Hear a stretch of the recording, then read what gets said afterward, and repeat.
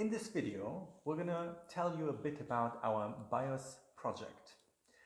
The BioS project is about digital skills on computational biology, and it's funded by the Erasmus Plus program.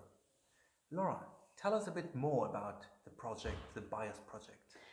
Well, BioS enhances the digital skills of medical personnel through the delivery and the development, first of all, of the BioS training course on computational biology. So what does it mean? We teach bioinformatics and also modules on computational statistics, on the interpretation of genomic data and studies, and also on genetic counseling. All right, but why are those skills in bioinformatics are so important for healthcare professionals?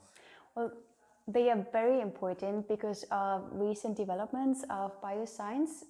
So all these technological developments lead to a skills gap for medical personnel.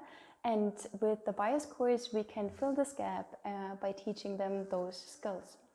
All right, so I understand there are 13 partners, 8 European countries. Yeah. This is quite a lot.